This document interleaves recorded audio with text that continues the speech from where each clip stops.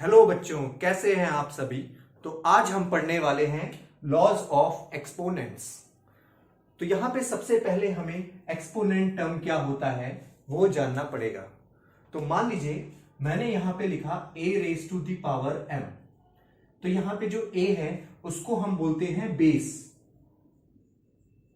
a जो हमारा होता है वो होता है बेस, और जो हमारा m होता है उसको हम पावर भी बोलते हैं, एक्सपोनेंट भी बोलते हैं, जो कि हमें पढ़ना है यहां पे, और इंडेक्स भी बोलते हैं। तो यहां पे a बेस होता है और m जो होती है उसकी पावर या फिर एक्सपोनेंट या फिर इंडेक्स कहलाती है। तो इस टर्म का मतलब क्या होता है कि अगर a की पावर m है तो इसका मतलब ये है कि a को मैं m टाइम्स मल्टीप्लाई करूंगा। जैसे अगर मैंने 2 की पावर 2 लिखी तो इसका मतलब क्या है, 2 को मुझे 2 बार मल्टीप्लाई करना पड़ेगा। अगर मैं 2 की पावर 10 लिख दूंगा तो इसका मतलब क्या है, मुझे 2 को 10 टाइम्स मल्टीप्लाई करना पड़ेगा। कितने टाइम्स? 10 टाइम्स।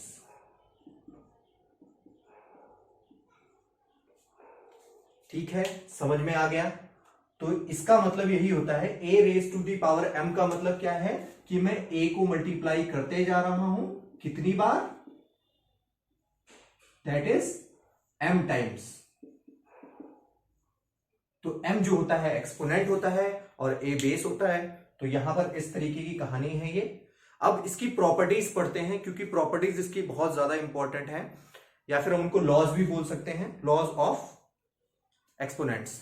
ठीक है, तो वो एक एक करके हमें सारी पढ़नी है, क्योंकि वही सबसे ज्यादा इंपॉर्टेंट है और क्वेश्चन सॉल्विंग में वही यूज होती है। सारी की सारी प्रॉपर्टीज आपकी यूज होंगी क्वेश्चन सॉल्विंग में। तो देखते हैं, चलिए एक एक करके सारी प्रॉपर्टीज।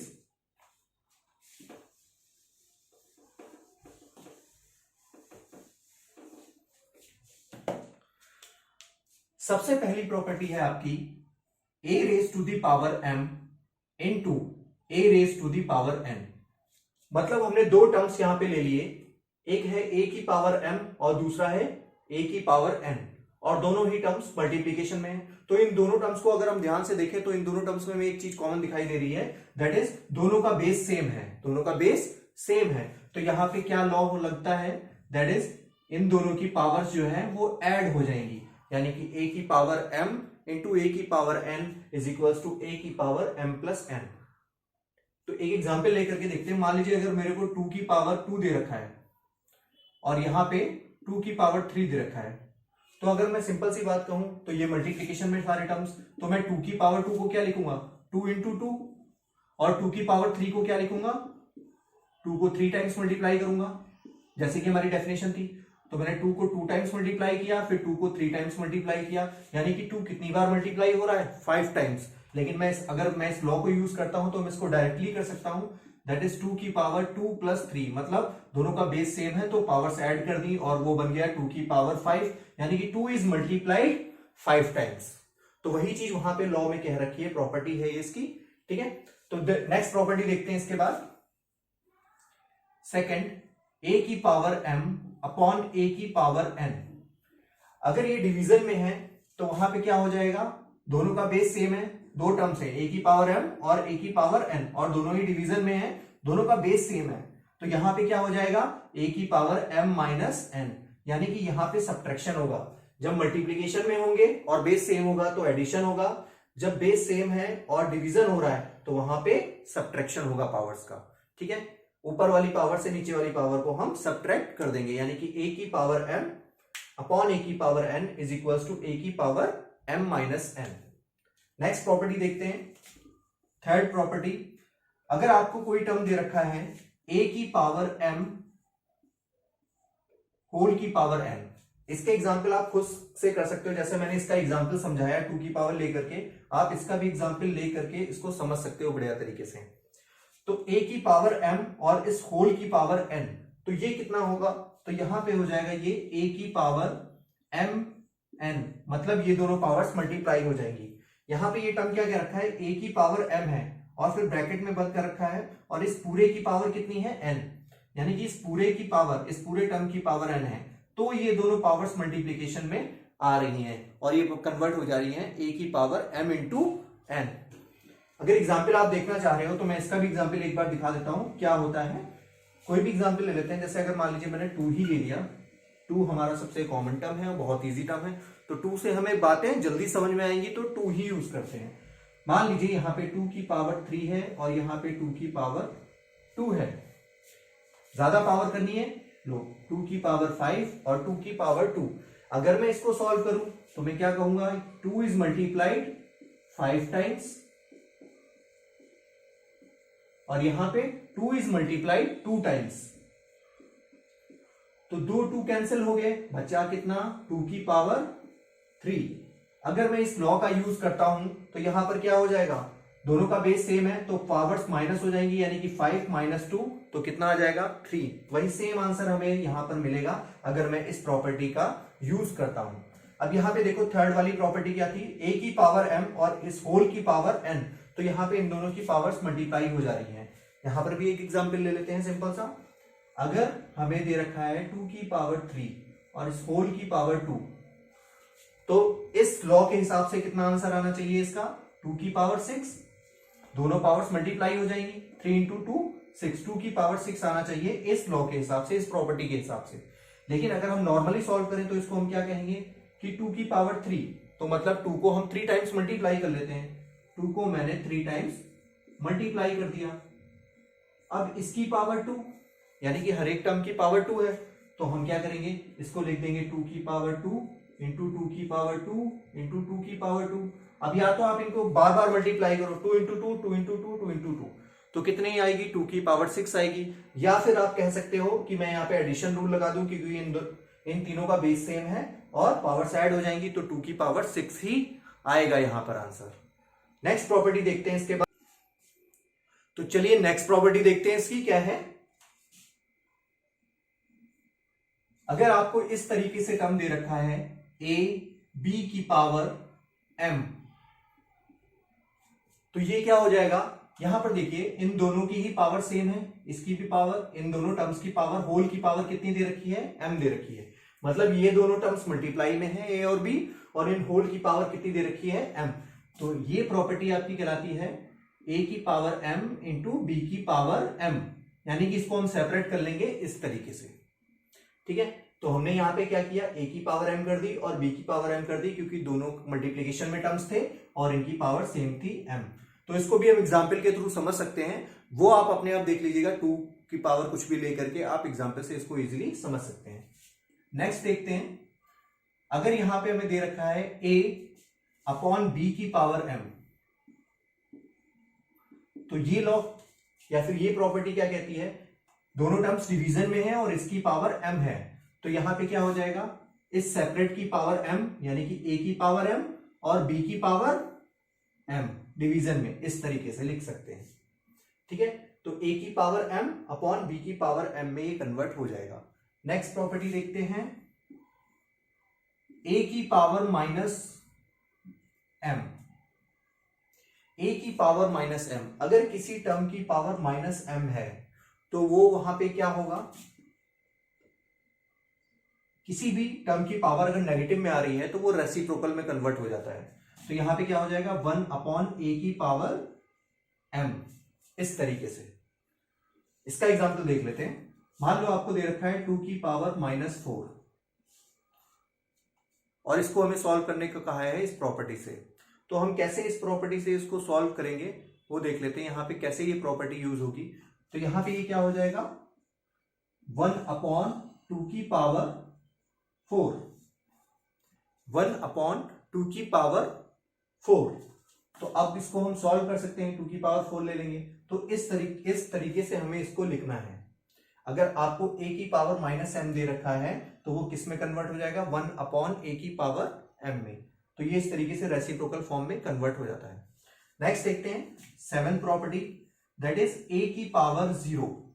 अगर किसी टर्म की पावर 0 है तो वो इक्वल टू होता है 1 के, तो यहां पर भी ये 1 के बराबर ही होगा। अगर किसी टर्म की पावर, किसी भी टर्म की पावर, मतलब कोई भी आपको रियल नंबर दे रखा है उसकी पावर 0 है तो वो 1 के इक्वल होता है। एक सिर्फ केस को छोड़ करके, दैट इज जीरो। अगर ए जीरो है तो जीरो की पावर जीरो वो अलग टर्म होता है, ठीक है, वो इनडिटर्मिनेट होता है, उसको हम नहीं यहां पे यूज करेंगे। मतलब जीरो को छोड़ करके कोई भी आप रियल नंबर लोगे तो उसकी पावर जीरो वो 1 के बराबर ही होगा। ये कैसे आता है इसको भी देख लेते हैं। आपने पहली प्रॉपर्टी पढ़ी थी और दूसरी प्रॉपर्टी पढ़ी थी, तो दूसरी प्रॉपर्टी का यूज करके एक बार देखते हैं। अगर आपको a की पावर m दे रखा है और डिनोमिनेटर में भी a की पावर m दे रखा है, तो इसको हम क्या लिखेंगे? तो a की पावर m और a की पावर m किसके बराबर होगा? दैट इज 1 के बराबर होगा। भाई ऊपर न्यूमरेटर में भी सेम टर्म है, डिनोमिनेटर में भी सेम टर्म है, तो ये 1 के बराबर होगा। या फिर हम इसको इस तरीके से नहीं लिख सकते अगर वो वाली प्रॉपर्टी यूज करें, a की पावर m माइनस m, जो हमने सेकंड प्रॉपर्टी पढ़ी थी डिवीजन वाली। अगर दो टर्म्स डिवीजन में है, बेस सेम है, तो वहां पे क्या होगा? उनकी पावर्स सब्ट्रैक्ट हो जाएंगी। तो सब्ट्रैक्ट कर दिया यहां पे, तो ये किस में कन्वर्ट हो गया? a की पावर 0, यानी कि a की पावर m अपॉन a की पावर m 1 के बराबर है, और यही टर्म a की पावर 0 के बराबर है। तो a की पावर 0 जो है वो किसके बराबर आएगी? That is equals to 1। ठीक है, नेक्स्ट देखते हैं प्रॉपर्टी।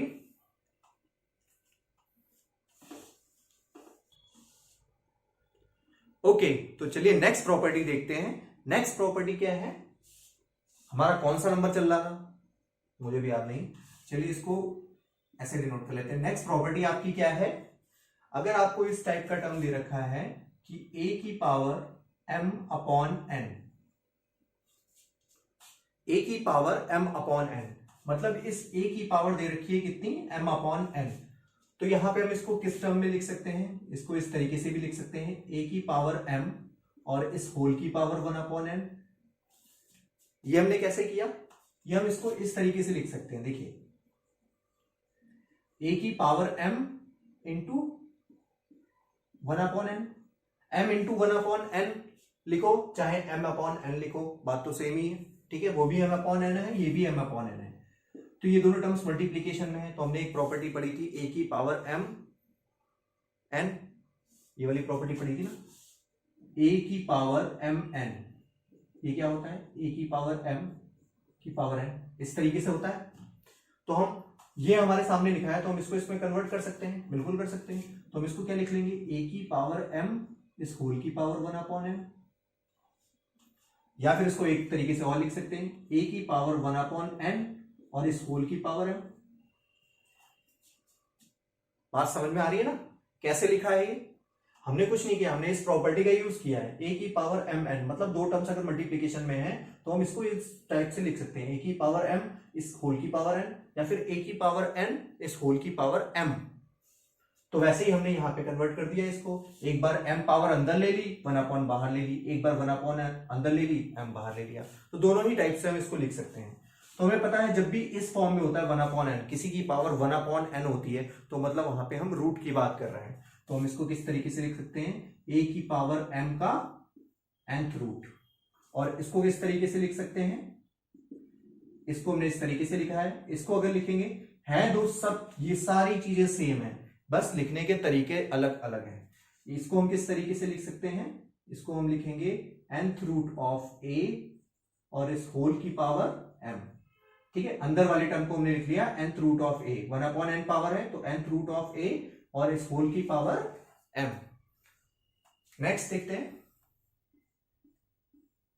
अगर आपको इस तरीके से टर्म दे रखा है a की power m equal to b की पावर m, तो इसका मतलब क्या है कि इन दोनों टर्म्स में ये दोनों टर्म्स इक्वल हैं, a की पावर m और b की पावर m दोनों इक्वल हैं, और इन दोनों की पावर्स भी सेम है। तो यहां पे क्या होगा? a और b टर्म्स भी इक्वल हो जाएंगे। Then a is equals to b, ये आपको प्रॉपर्टी ध्यान रखनी है, ठीक है। कंपेयर करने से होता है, ये दोनों कंपेयर करेंगे तो दोनों की पावर सेम है, दोनों बराबर टर्म्स हैं, दोनों की पावर सेम है, तो बेस जो आपका बेस होता है वो भी बराबर होंगे, यानी कि a और b भी इक्वल होंगे।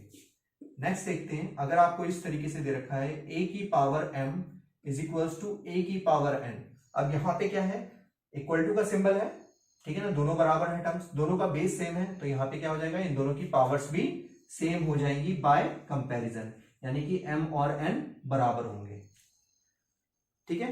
यहां पे दोनों का बेस सेम है तो इनकी पावर्स भी इक्वल हो जाएंगी, यानी कि m और n दोनों भी इक्वल हो जाएंगे।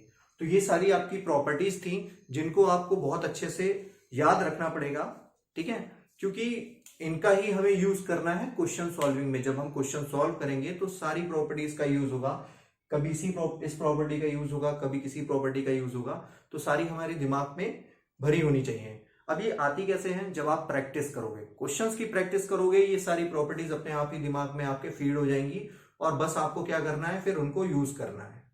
चलिए अब क्वेश्चंस देखते हैं, इस पे क्या क्या क्वेश्चंस हो सकते हैं इस पे। हाँ तो भाई अब शुरू करते हैं क्वेश्चन।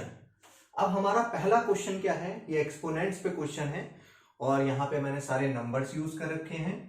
अब हमें इसको सॉल्व करके, सिंप्लीफाई करके इसका आंसर निकालना है। तो देखते हैं इसको कैसे सॉल्व करेंगे भाई, इसमें क्या स्पेशल है इस क्वेश्चन में। तो यहां पर अगर हम ध्यान से देखें तो यहां पे ये सारे टर्म्स मल्टीप्लीकेशन में है, पहला टर्म, दूसरा टर्म, तीसरा टर्म, तीनों टर्म्स मल्टीप्लीकेशन में है।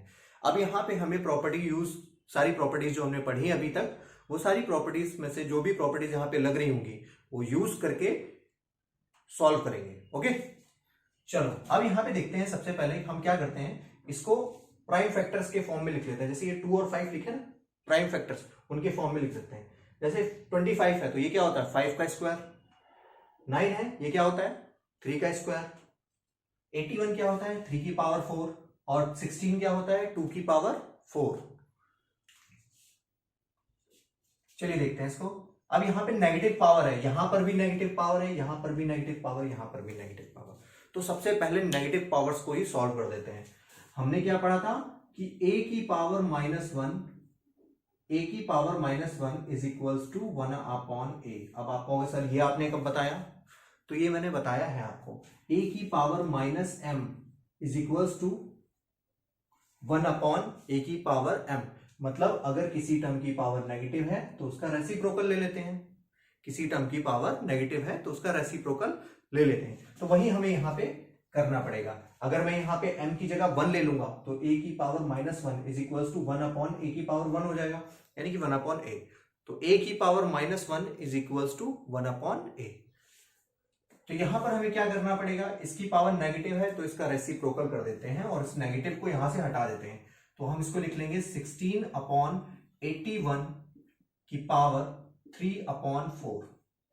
ऐसे ही इसमें सेम करते हैं तो यहां पे क्या हो जाएगा 25 अपॉन 9, सॉरी ये हो जाएगा आपका 9 अपॉन 25, ये हो जाएगा 9 अपॉन 25 की पावर 2 अपॉन 3 और नेक्स्ट टर्म आपका क्या हो जाएगा 5 अपॉन 2 की पावर 3।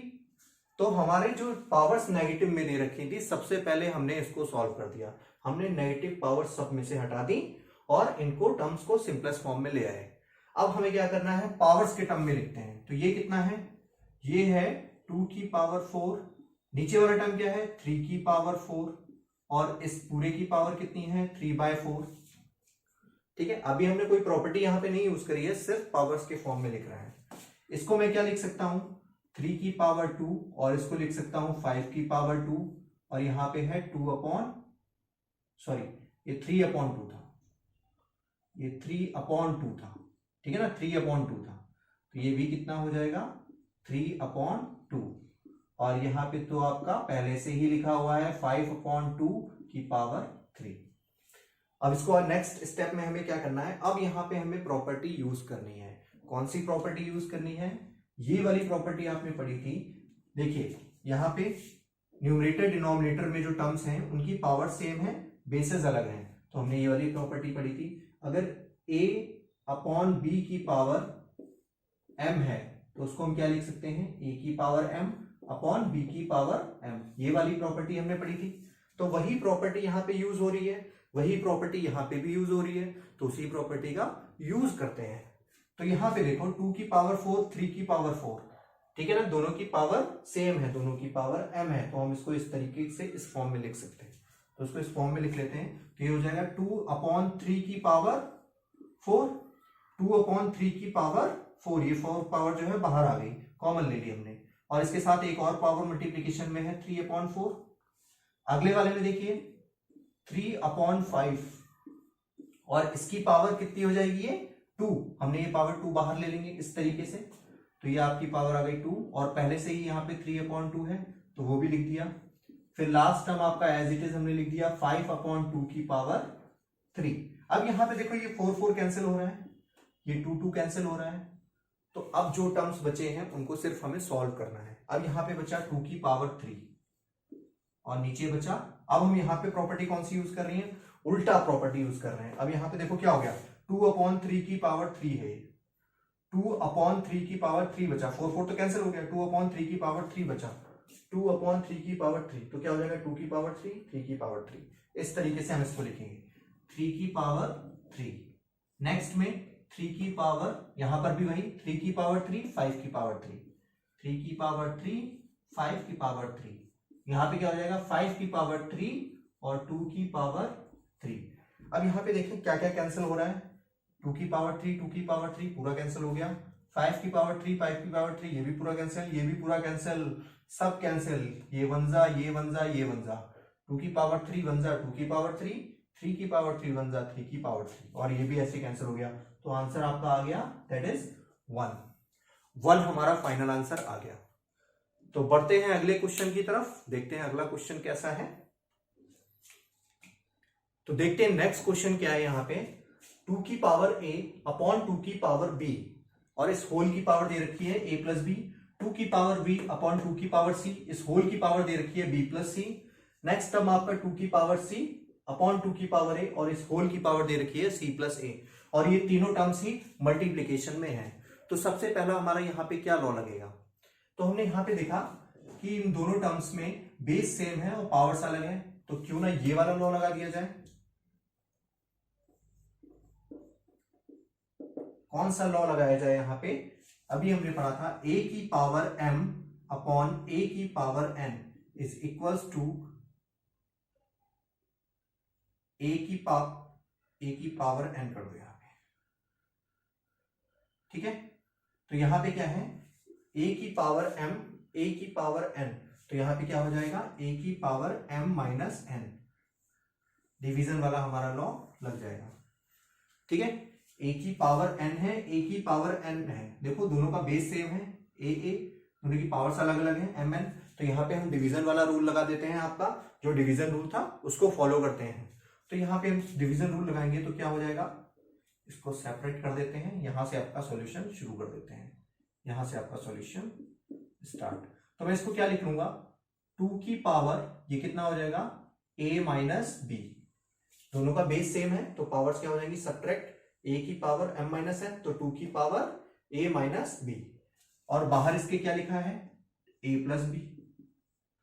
ऐसे ही नेक्स्ट टर्म में आपका क्या हो जाएगा 2 की पावर b माइनस सी, यहां पे पावर्स क्या है b और c हैं तो माइनस होकर के b माइनस सी होंगी और इसकी पावर b प्लस सी।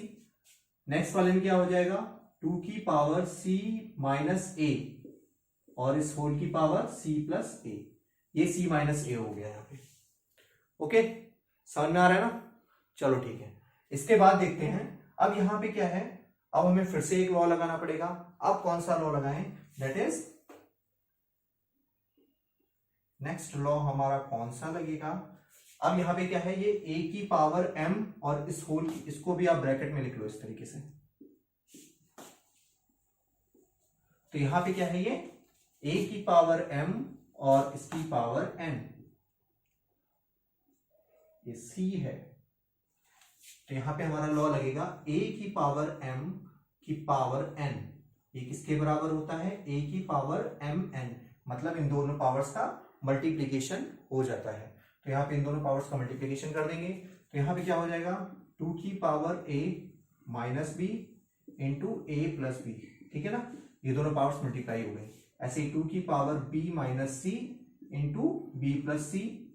नेक्स्ट वाले टर्म में 2 की power c minus a c plus a। तो अब इस क्वेश्चन में मेरे ख्याल से कुछ नहीं बचा, क्योंकि हमें जो क्लॉज लगाने थे वो तो हमने लगा दिए, शायद एक दो लॉ और लगेंगे, लेकिन यहाँ पे मेन चीज क्या है, यहाँ पे आइडेंटिटी यूज हो रही है। ये क्या है a minus B into A plus b, ये भी वही है a minus B into A plus b, a minus B into A plus b. ठीक है, तो a minus B into A plus बी की आइडेंटिटी क्या होती है, it is equals to a square minus B square, a minus B into A plus b, ये किसके बराबर होता है, a square minus B square के। तो यहां पे ये आइडेंटिटी यूज करते हैं, तो ये आपका हो जाएगा 2 की power a square minus B square. Next आपका टर्म आ जाएगा 2 की पावर बी स्क्वायर माइनस सी स्क्वायर, यहाँ पे b minus c, b plus c है, क्या हो जाएगा इसका स्क्वायर माइनस इसका स्क्वायर, ठीक है। फिर नेक्स्ट आ जाएगा 2 की power C square minus A square, ठीक है, समझ में आ रहा है। हमने क्या किया है, यहाँ पे आइडेंटिटी का यूज किया है इन दोनों टर्म्स के लिए, तो ए स्क्वायर माइनस बी स्क्वायर हो गया, इन दोनों के लिए यूज किया तो बी स्क्वायर माइनस सी स्क्वायर हो गया, इन दोनों के लिए यूज किया तो सी स्क्वायर माइनस ए स्क्वायर हो गया।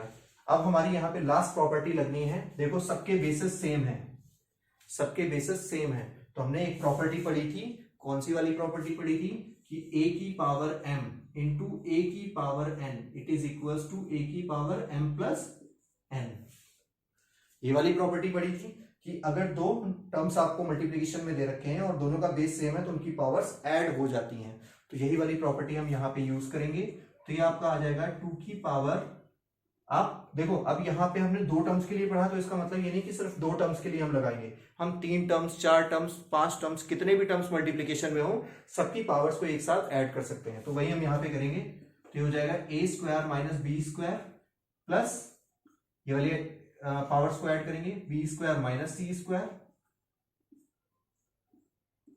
Plus C square minus A square. तो हमने क्या किया, तीनों का बेस सेम था तो उनकी पावर्स को ऐड कर लिया। अब इन तीनों की पावर्स को जब हमने ऐड किया तो यहां पे हमें दिखाई दे गया कि बीच में प्लस का सिंबल है, तो ये सब कैंसिल हो रहे हैं, A square minus A square, B square minus B square, C square minus C square.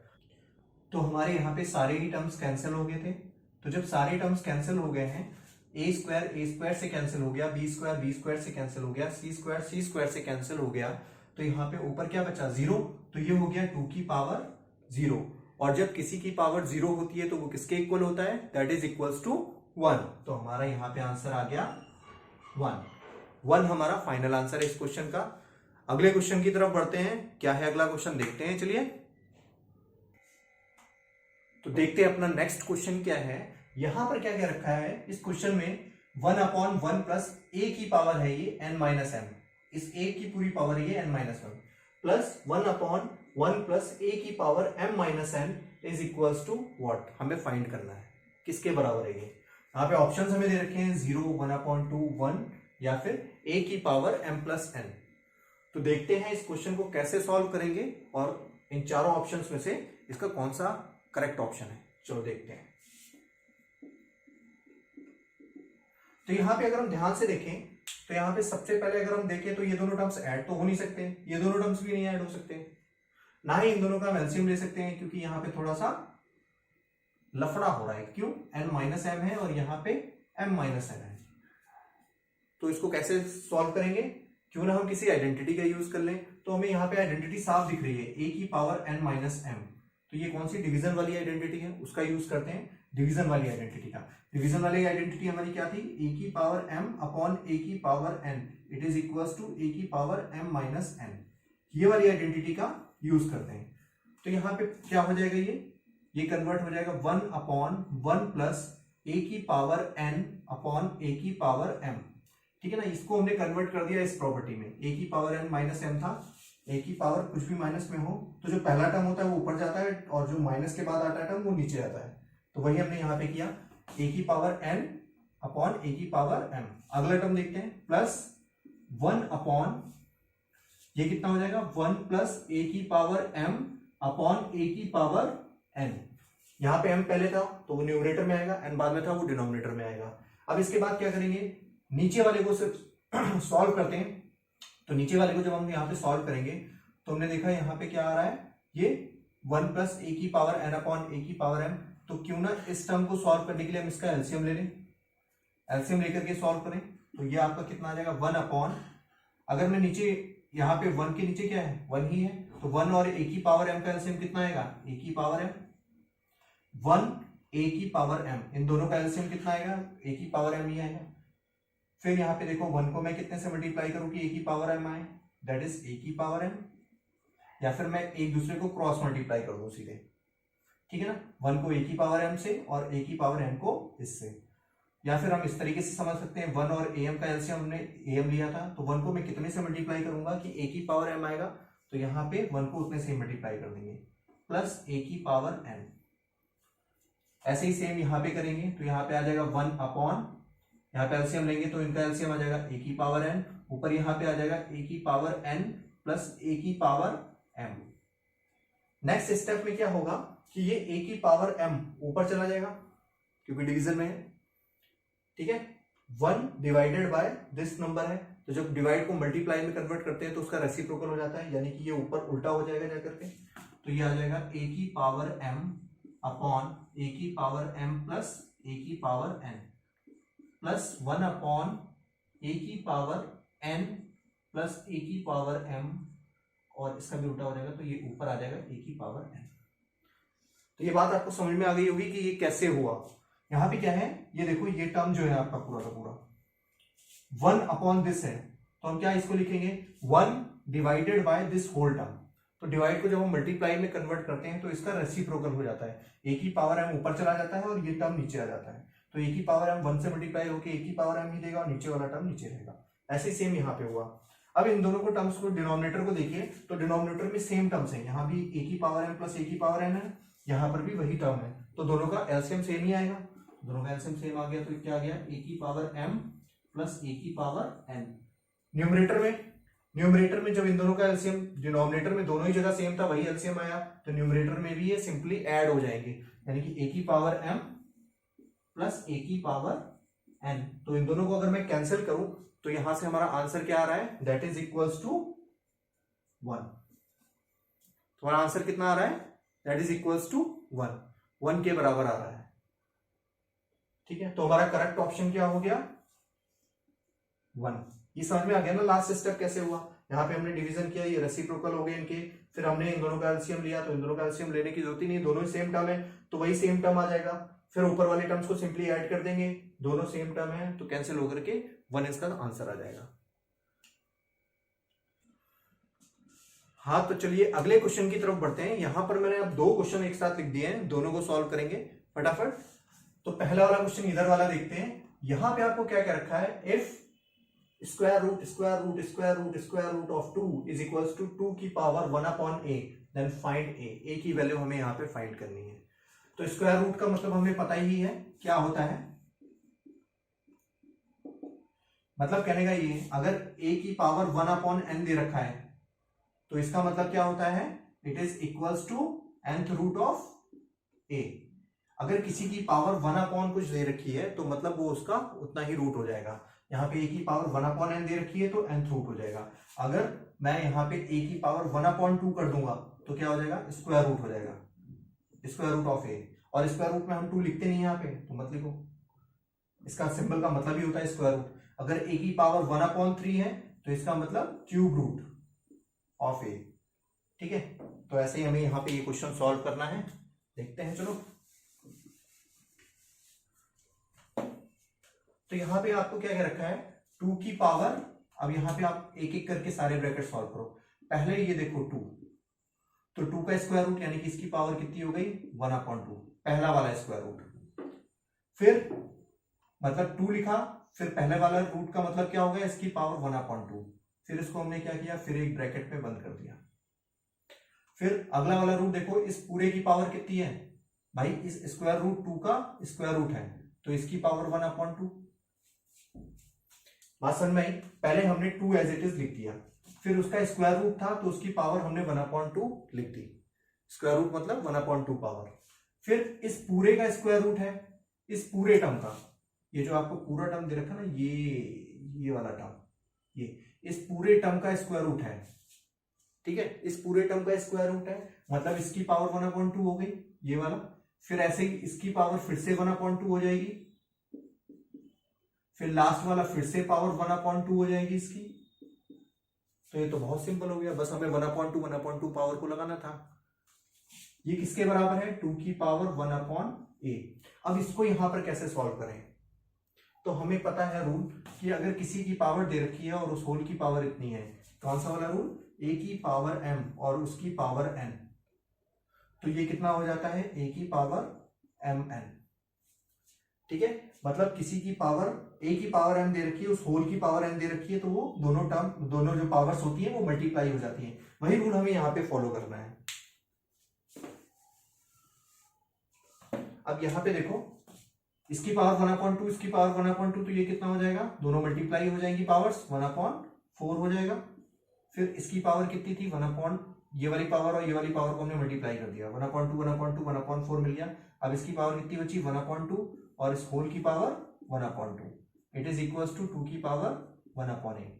फिर वही सेम चीज इन दोनों को मल्टीप्लाई करेंगे तो ये आ जाएगा 2 की पावर 1/8 और इस होल की पावर 1/2, और ये किसके बराबर है, 2 की पावर 1/a के बराबर है। समझ में आ रही बात। यहां पे हमने फिर से वही रूल फॉलो किया जो मैंने यहां पे लिखा था, ठीक है ना, a की पावर m और इस होल की पावर n, तो ये दोनों टर्म्स मल्टीप्लाई हो गए। यहां पर भी वही रूल फॉलो होगा, तो 8 2 कितना हो जाएगा 16, तो 2 की पावर हो गई 1/16, इट इज इक्वल्स टू 2 की पावर 1/a। अब यहां पे अगर हम देखें तो दोनों का बेस सेम है 2 2, तो दोनों की पावर्स इक्वल होनी चाहिए। हमने पढ़ा था ना, अगर a की पावर m है और a की पावर n है, दोनों का बेस सेम है, तो यहाँ पे m और n भी बराबर होंगे, m is equals to n। तो यहाँ पर दोनों का बेस सेम है, तो 1/a 1/16 बराबर होंगे। तो इसका मतलब क्या हो गया, 1/a इज इक्वल्स टू 1/16, और इससे हमें a की वैल्यू कितनी पता चल गई। ठीक है, इन दोनों का रेसिप्रोकल कर लेंगे, तो इन दोनों का रेसिप्रोकल करते ही हमें a की वैल्यू मिल जाएगी। वो कितनी मिलेगी, that is equals to, a की वैल्यू मिल गई मुझे 16। दोनों साइड्स का रेसिप्रोकल कर लेंगे तो a की वैल्यू 16 हमें मिल गई। तो यानी कि a की वैल्यू कितनी आ रही है, 16। ओके, चलिए नेक्स्ट क्वेश्चन देखते हैं। यहां पे इसमें क्या क्या रखा है।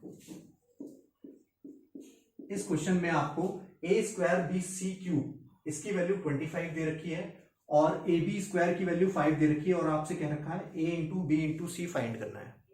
तो सबसे पहले तो हमें ये पता लगाना पड़ेगा कि a इंटू बी इंटू सी आएगा कैसे, क्योंकि यहाँ पे तो अलग अलग पावर्स दे रखी है, की पावर 2 दे रखी है, बी की पावर 1 दे रखी है, सी की पावर 3 दे रखी है। यहाँ पे a की पावर 1 दे रखी है, बी की पावर 2 दे रखी है। तो ए बी सी ये तीनों टर्म्स एक साथ मल्टीप्लीकेशन में कैसे आएंगे, और तीनों की पावर 1 होनी चाहिए। तो कैसे आएंगे, यहाँ पे देखो, यहाँ पे क्या है, ये a² है। अगर इस a² को मैं a से मल्टीप्लाई करूंगा, इस a² को अगर मैं a से मल्टीप्लाई करूंगा, दोनों की पावर्स ऐड हो जाएंगी। यहाँ पे a की पावर 2 है, यहाँ पे a की पावर 1 है, तो 2 + 1 a की पावर कितनी बन जाएगी, 3। b का स्क्वायर, यहाँ पे b का स्क्वायर है, और यहाँ पे b की पावर 1 है, ठीक है ना। तो 2 और 1 कितना हो जाएगा, इसमें लिख देता हूं मैं, b की पावर 1 है, ये a की पावर 1 है, तो b की पावर 2 और b की पावर 1 दोनों पावर्स को ऐड करेंगे, फिर से 3 बन गया, और c की पावर पहले से ही 3 है। तो जब सबकी पावर 3 आ जाएगी तो हमारा क्वेश्चन आसानी से सॉल्व हो जाएगा। तो यहाँ पे देखते हैं हम क्या करेंगे, इसको a² bc cube is equals to 25, इसको मान लेते हैं 1, और a इंटू b² को मान लेते हैं इक्वल टू 5 को मान लेते हैं 2। इन दोनों टर्म्स को मल्टीप्लाई कर देते हैं, लेफ्ट हैंड साइड को लेफ्ट हैंड से, राइट हैंड साइड को राइट हैंड साइड से, क्योंकि दोनों ही टर्म्स इक्वल है, ये इसके बराबर है, ये इसके बराबर है, दोनों को मल्टीप्लाई करेंगे तब भी इक्वल रहेंगे। ठीक है, तो हमने मल्टीप्लाई कर दिया a² bc cube multiplication with ab² is equals to 25 into 5। Simple हमने मल्टीप्लीकेशन किया है यहाँ पे। ठीक है, इसको इससे मल्टीप्लाई कर दिया, इसको इससे मल्टीप्लाई किया, और दोनों टर्म्स इक्वल होंगे, क्योंकि ये इसके बराबर है, ये इसके बराबर है, और मल्टीप्लिकेशन दोनों तरफ हो रहा है। अब यहाँ पे देखो कौन सा रूल लगेगा, a और a दोनों का बेस सेम है, ये सारे टर्म्स मल्टीप्लिकेशन में, ये भी मल्टीप्लिकेशन में, a और a मल्टीप्लिकेशन में है, इसकी पावर 2 है, यहाँ पर इसकी पावर 1 है, तो दोनों की पावर ऐड होकर के a की पावर 3 हो जाएगा। b की पावर यहाँ पे 1 है, b की पावर 2 है, तो b की पावर भी 3 हो जाएगा, c की पावर 3 है, उधर c है ही नहीं, तो इट इज इक्वल्स टू, ये कितना हो गया 5 का क्यूब, ये कितना हो गया 5 का क्यूब। 25 का मतलब क्या होता है, 5 का स्क्वायर, और ये 5 है, तो 5 का स्क्वायर इंटू 5 का क्यूब हो गया। यहाँ पे देखो इस a b c, अब यहाँ पे कौन सी प्रॉपर्टी लग रही है, इन तीनों की पावर सेम है, तो हम इसको इस तरीके से लिख सकते हैं, a b c की पावर 3 इज इक्वल्स टू 5 का क्यूब। ये वाली भी प्रॉपर्टी हमने पढ़ी थी, जब तीनों की पावर सेम होती है तो हम इस तरीके से इसको लिख सकते हैं। ठीक है ना, इट इज इक्वल्स टू 5 का क्यूब। अब हमें क्या करना है, कंपेयर करना है। दोनों की यहां पे बीच में इक्वल टू का सिंबल है, दोनों की पावर सेम है, दोनों की पावर्स सेम है, तो बेसेस भी सेम हो जाएंगे। तो यहाँ पे एबीसी किसके बराबर आ जाएगा, इट इज इक्वल्स टू 5। तो हमारा आंसर आ गया 5। ठीक है ना, समझ में आ रहा है ना। यहाँ पे क्या है, दोनों की जो पावर्स हैं 3 वो सेम है, तो बेसेस भी इक्वल हो जाएंगे। बेसेस इक्वल हो गए तो एबीसी की वैल्यू कितनी आ गई, दैट इज 5। अगले क्वेश्चन की तरफ बढ़ते हैं, देखते हैं अगला क्वेश्चन क्या है।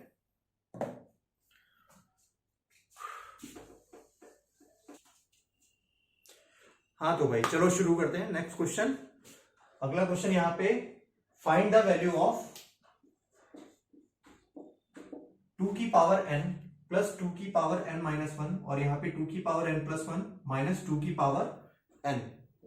तो यहां पर देखो हर जगह अगर हम एक कॉमन टर्म देखें तो 2 की पावर n यहां भी आ रहा है, 2 की पावर n यहां भी आ रहा है, 2 की पावर n यहां भी आ रहा है, 2 की पावर n यहां भी आ रहा है। बस क्या है, यहाँ पे इसके साथ -1 है, इसके साथ +1 है, तो क्यों ना इसको ब्रेक कर लेते हैं। इसको ब्रेक करेंगे कैसे, 2 की पावर n ऐसे लिखा रहने दिया, प्लस इसको मैं क्या लिख सकता हूँ, 2 की पावर n अपॉन 2 की पावर 1। क्यों, क्योंकि हमने कौन सी यहाँ पे प्रॉपर्टी लगाई, a की पावर m माइनस n, तो क्या हो जाता है a की पावर m अपॉन a की पावर n, 2 की पावर n अपॉन 2 की पावर 1। ठीक है, यही प्रॉपर्टी नीचे लगाते हैं, लेकिन यहाँ पे प्लस है, तो यहाँ पे प्लस है तो मल्टीप्लीकेशन वाला लगेगा, 2 की पावर n इंटू 2 की पावर 1, a की power m plus n, it is equal to a की पावर m इंटू a की पावर n माइनस 2 की पावर n। अब यहाँ पे देखो ऊपर 2 की पावर n कॉमन आ रहा है इन दोनों टर्म्स में से, यहां पर भी 2 की पावर n है, यहां पर भी 2 की पावर n है, नीचे भी 2 की पावर n कॉमन आ रहा है, यहां भी 2 की पावर n है, यहां भी 2 की पावर n है। तो जब दोनों जगह 2 की पावर n है तो क्यों ना उसको कॉमन ले लेते हैं। तो कॉमन लेते हैं, ऊपर से कॉमन लेंगे 2 की पावर n, जैसे ही 2 की पावर n कॉमन लिया तो यहाँ पे क्या बचा, कुछ नहीं, 2 की पावर n पूरा बाहर आ गया तो यहाँ पे खाली 1 बचा। यहाँ पे 2 की पावर n कॉमन आया तो यहाँ पे क्या बचा, 1/2, 2 की पावर n चला गया तो 1/2 बचा। डिनोमिनेटर में देखते हैं, डिनोमिनेटर में जैसे ही हमने 2 की पावर n कॉमन लिया तो यहाँ पे बचा 2 की पावर 1, यहाँ पे तो 2 की पावर 1 बच गया, यहाँ पे 2 की पावर n पूरा चला गया तो यहाँ पे क्या बचेगा, -1।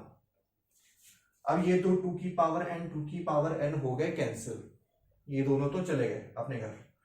अब इसको सॉल्व करना है हमें, तो डिनोमिनेटर में तो हमें दिख ही रहा है 2 - 1 कितना होता है, 1 होता है। ऊपर सॉल्व कर लेते हैं, तो ऊपर बचा 1 + 1/2, यानी कि ये कितना हो गया 3/2। ठीक है, 2 - 1, डिनोमिनेटर में तो 1 आ गया, डिनोमिनेटर 1 हो गया, न्यूमरेटर को सॉल्व किया तो 3/2 आ गया। यही हमारा फाइनल आंसर है।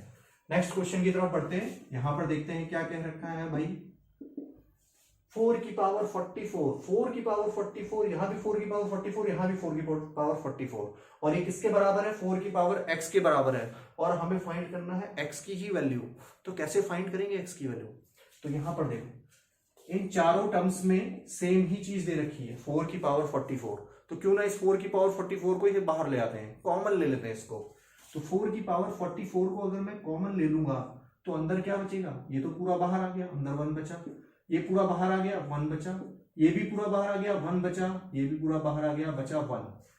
बात समझ में आई, 4 की पावर 44 सभी में था तो उसको कॉमन ले लिया, 4 की पावर 44 को कॉमन ले लिया। जब इसको कॉमन ले लिया तो अंदर यहाँ पे यहाँ पे यहाँ पे सब जगह 1 ही बचा, इन दोनों का मल्टीप्लीकेशन, इन सब का मल्टीप्लीकेशन। ठीक है ना, इसको मैं इससे मल्टीप्लाई करूंगा फिर से वही टर्म बन जाएगा, इसको इससे मल्टीप्लाई करूंगा फिर से बन जाएगा, इसको इससे मल्टीप्लाई करूंगा वही सेम ऊपर वाला आ जाएगा, इट इज इक्वल्स टू 4 की पावर x।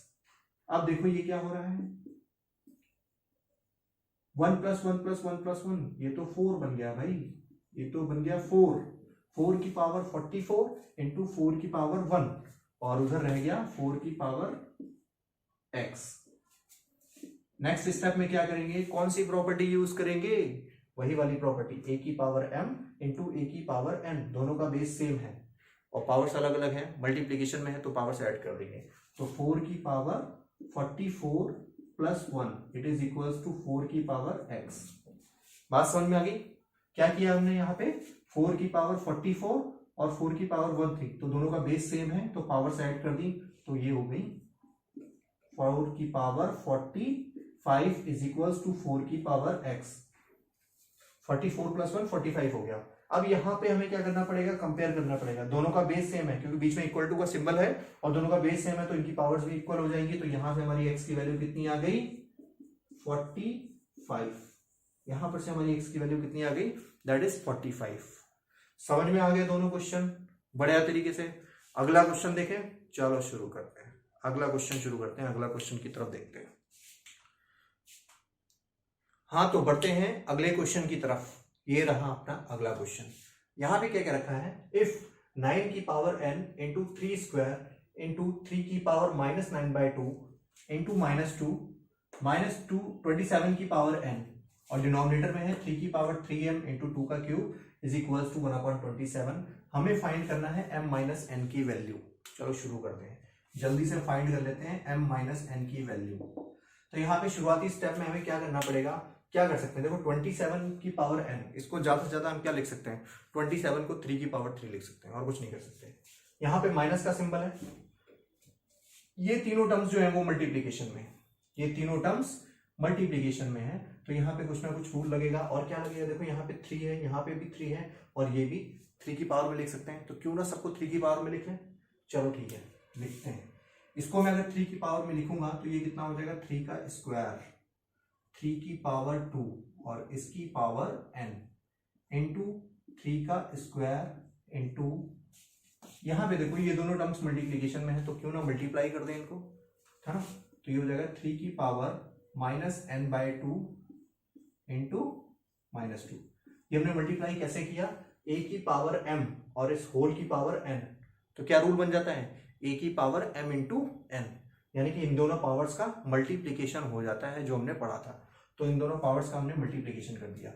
माइनस इसको मैं क्या लिख सकता हूं, इसको मैं लिख सकता हूं 3 की पावर 3 और इस होल की पावर n। डिनोमिनेटर में क्या आ जाएगा, डिनोमिनेटर में कुछ नहीं कर रहे हैं, 3 की पावर 3 हम ऐसे ही रहने दे रहे हैं, 2 की पावर 3 ऐसे ही रहने देते हैं और यहां पे आ गया 1/27, इसको भी अभी ऐसे ही रहने देते हैं।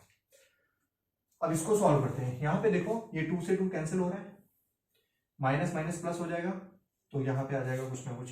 यहां पे क्या आ जाएगा, a की पावर m और इस होल की पावर n, तो ये दोनों टर्म्स मल्टीप्लाई, इन दोनों की पावर्स मल्टीप्लाई में हो जाएंगी, मतलब 3 की पावर 2 है और इस होल की पावर n है। तो यहाँ पे हमारा कौन सा रूल लग रहा है, a की पावर m और उस होल की पावर n, तो ये दोनों पावर्स मल्टीप्लाई हो जाएंगी। तो यहाँ पे क्या बन गया, ये 3 की पावर 2n। नेक्स्ट टर्म हमारा क्या बन गया, 3 का स्क्वायर। नेक्स्ट टर्म यहाँ पे 2 से 2 कट गया, माइनस माइनस प्लस हो गया, 3 की पावर n बचा। 3 की पावर n कैसे बचा, समझ में आ गया ना, 2 कैंसिल हो गया, माइनस माइनस प्लस हो गया, तो 3 की पावर प्लस n बचा, दैट इज इट। माइनस 3 की पावर 3n, 3 की पावर 3n और डिनोमिनेटर में आपका क्या था, 3 की पावर 3m इंटू 2 का क्यूब, और इसको हमने ले लिया 1/27 के बराबर। इसको दो भाग में तोड़ देते हैं, ठीक है। इस स्टेप के बाद ये स्टेप है। इसके बाद देखो हम क्या करेंगे, 3 की पावर 2n और 3 की पावर n, ये कितना बन रहा है, 3 की पावर 3n, कैसे, a की पावर m, a की पावर n, तो दोनों मल्टीप्लीकेशन में है तो इनकी पावर्स क्या हो जाएंगी, ऐड, इसकी और इसकी पावर्स ऐड हो जाएंगी। यहाँ पे 2n है, यहाँ पे n है, तो दोनों मिलाकर के कितना बन जाएगा, दैट इज 3n। तो ये हो जाएगा 3 की पावर 3n इंटू 3 का स्क्वायर कितना हो गया, या तो 3 का स्क्वायर लिखा रहने दो या फिर उसको 9 लिख लो, जैसा भी मर्जी हो। 3 स्क्वायर, इन दोनों को हमने ऐड कर दिया, 3 की पावर 2n, 3 की पावर n, 3 की पावर 3n बन गया, ये 3 स्क्वायर और माइनस वहां पे कितना है, 3 की पावर 3n, डिनोमिनेटर में हमारा 3 की पावर 3m इंटू 2 का cube, it is equals to 1/27। Next step इधर देख लेते हैं। अब हमारा यहां पे क्या हो गया, अगर हम ध्यान से देखें तो हमें क्या दिख रहा है, 3 की पावर 3n यहां पर भी है, ठीक है, 3 की पावर 3n यहां पर भी है, 3 की पावर 3n यहां पर भी है, 3 की पावर 3n यहां पर भी है, तो दोनों तरफ से कॉमन ले सकते हैं। ये एक टर्म है, एक टर्म ये है, ठीक है ना, यहां भी 3 की पावर n है, 3 की पावर n है, कॉमन ले लेते हैं। तो 3 की पावर 3n जब कॉमन लेंगे तो यहां पे क्या बचा, 3 का स्क्वायर और वहां पे क्या बचा, 1, तो अंदर लिख देंगे 3 का स्क्वायर माइनस 1 अपॉन, समझ में आ गया ना कैसे हुआ ये, 3 की पावर 3n यहाँ पे जब कॉमन ले लिया तो यहाँ पे तो कुछ नहीं बचा, यहाँ पे खाली 3 की पावर 3n ही था, तो जब यहाँ से पूरा कॉमन ले लेंगे तो 1 बचेगा, यहाँ पे 3 का स्क्वायर बचेगा, वही चीज मैंने वहां पर लिखी है। डिनोमिनेटर में अपना वही सेम आ जाएगा, 3 की पावर 3m इंटू 2 का cube is equal to 1/27। Next step देखते हैं। नेक्स्ट स्टेप में क्या हो रहा है, 3 की पावर, ये देखो आपका 3 की पावर, ये दोनों कैंसिल हो रहे हैं। 3 का स्क्वायर कितना हो गया 9, 3 का स्क्वायर कितना होता है 9, 9 माइनस 1 कितना हो गया 8, और नीचे भी क्या है 2 की पावर 3 यानी कि 8, तो ये दोनों टर्म्स कैंसिल हो रहे हैं। बात समझ में आ गई ना। 3 का स्क्वायर 9, 9 माइनस 1 8, और डिनोमिनेटर में भी 8, तो दोनों टर्म्स कैंसिल हो गए। तो ऊपर बचा 3 की पावर 3n और नीचे बचा 3 की पावर 3m। तो यहाँ पे दोनों का बेस सेम है, दोनों का बेस 3 है, तो इनकी पावर्स कैसे हो जाएंगी, सब्ट्रैक्ट हो जाएंगी। तो 3 की पावर ये आ जाएगा 3n माइनस 3m, ठीक है। और ये किसके बराबर है, इसको भी 3 के टर्म्स में लिख लेते हैं, तो ये हो जाएगा 3 की पावर 3 और ऊपर जाएगा तो 3 की पावर माइनस 3। ये समझ में आ गया ना, 3 की पावर माइनस 3 कैसे हुआ। देखो 27 का मतलब होता है 3 का क्यूब, 3 3 जा 9, 9 3 जा 27। तो 3 का क्यूब जब ऊपर जाएगा तो नेगेटिव हो जाएगा। कैसे नेगेटिव होगा, 3 की पावर माइनस 3 का मतलब क्या हो गया 1/3 की पावर 3। ये वाला रूल लगाएंगे हम।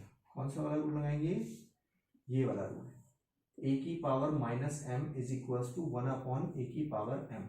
तो यहाँ पे ये कितना बन जाएगा, a की पावर m, ये कितना बन जाएगा, a मान लेते हैं 3 और ये 3 की पावर 3 बन गया, ठीक है ना। तो जब ये इस फॉर्म में लिखेंगे तो हम इसको क्या लिखेंगे, ये भी 3 आ जाएगा और ये भी 3 आ जाएगा, ठीक है, समझ में आ गया ना। तो यहाँ पे ये 3 की पावर माइनस 3 में कन्वर्ट हो गया, ये है 1/3 की पावर 3 और इसको हम इस फॉर्म में लिख सकते हैं। नेक्स्ट स्टेप में हम क्या करेंगे, दोनों का बेस देखो, यहाँ भी 3 है यहाँ भी 3 है, दोनों टर्म्स इक्वल में है, दोनों टर्म्स इक्वल है। ये वाला लेफ्ट हैंड साइड और राइट हैंड साइड दोनों इक्वल है, क्योंकि इक्वल टू का सिंबल स्टार्टिंग से ही दे रखा है, हम इक्वल टू में ही सॉल्व कर रहे हैं। दोनों का बेस सेम है, जब दोनों का बेस सेम है तो पावर्स भी इक्वल हो जाएंगी। तो पावर्स इक्वल कर लेते हैं, तो पावर्स इक्वल करेंगे तो 3n minus 3m is equal to minus 3। कितना हो गया, 3n minus 3m is equal to minus 3। यहाँ पे पावर ये है और यहाँ पे पावर माइनस 3, तो दोनों की पावर्स इक्वल कर दी क्योंकि बेस सेम है। यहां से 3 कॉमन ले लेते हैं, वहां से भी तो कैंसिल हो जाएगा। 3 कॉमन लिया तो बचा n minus m is equal to minus 3। तो 3 से 3 कैंसिल हो रहा है 3 से 3 कैंसिल हो रहा है। नेक्स्ट देखते हैं कहां पे लिखा जाए, ये तो बोर्ड ही पूरा भर गया भाई। चलो यहां पे लिख लेते हैं, ये तो आपको समझ में आ गया था, इस ब्रैकेट में मैं लिख दे रहा हूं। तो यहां पर ये 3 से 3 कैंसिल हो गया, तो यहां पे क्या बचा 1 बचा। तो हमारा फाइनली क्या आंसर आ गया, n minus m is equal to minus 1। n minus m is equal to minus 1, ठीक है ना, यही आ गया। हमें यही फाइंड करना था, नहीं हमें फाइंड करना था m माइनस n, उल्टा फाइंड करना। तो क्या करते हैं, दोनों तरफ नेगेटिव से मल्टीप्लाई कर देते हैं, इधर भी और उधर भी। ये -1 दे रखा था ना, तो दोनों तरफ नेगेटिव से मल्टीप्लाई कर देते हैं, इधर भी और इधर भी। दोनों तरफ अगर नेगेटिव से मल्टीप्लाई करेंगे तो इक्वेशन में कोई चेंज नहीं आता।